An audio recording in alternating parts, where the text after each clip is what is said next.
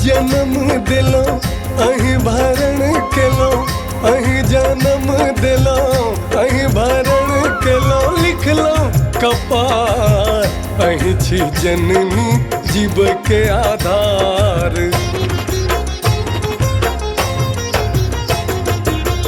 अहीं जन्म दिलो अहीं भरण केलो, अहीं जन्म दिलो अहीं भरण केलो, लिखलो कपार अहीं छी जननी जीव के आधार, अहीं छी जननी जीव के आधार।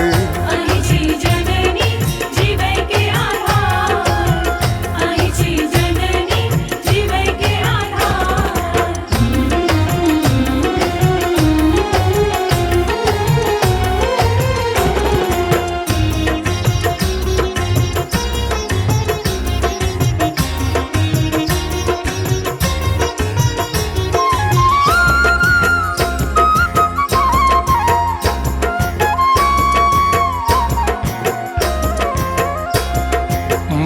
जका जग में करते के नेह, खुश ले जीवन खपे तय के देह। सहलो जे हमरा ले आहा दर्द, चुका न पायब से कहियो करज।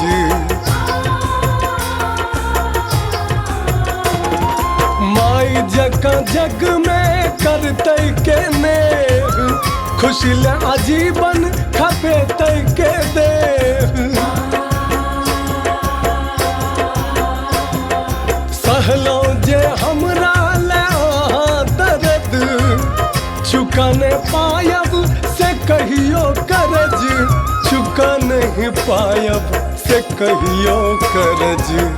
अहीं भरोस दिलो लड़के जोश दिलो, अहीं सब लोक में माँ केलो चिन्हार, अहीं छी जननी जीव के आधार, अहीं छी जननी जीव के आधार। अहीं छी जननी जीव के आधार, अहीं छी जननी जीव के आधार।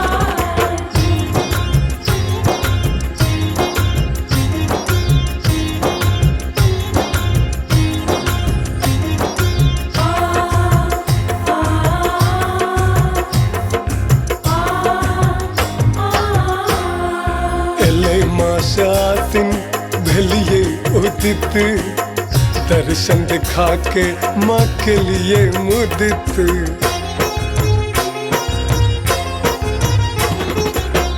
रखटल मन के भेट गेल चैन, भेलौ जे हरखित नोरा गेल नैन।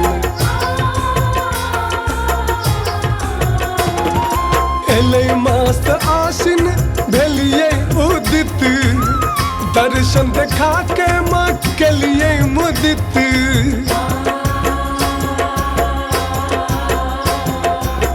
रखटल मन के भेट गेल चैन, भेलौ जे हरखित नोरा गेल नैन, भेलौ जे हरखित नोरा गेल नैन।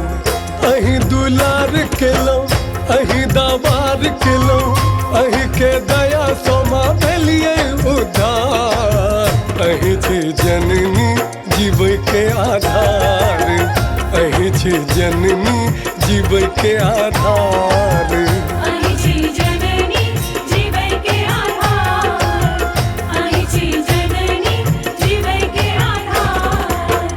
अहीं जन्म दिलो अहीं भरण केलो, अहीं जन्म दिलो अहीं भरण केलो, लिखलो कपार अहीं छी जननी जीव के आधार, अहीं छी जननी जीव के आधार।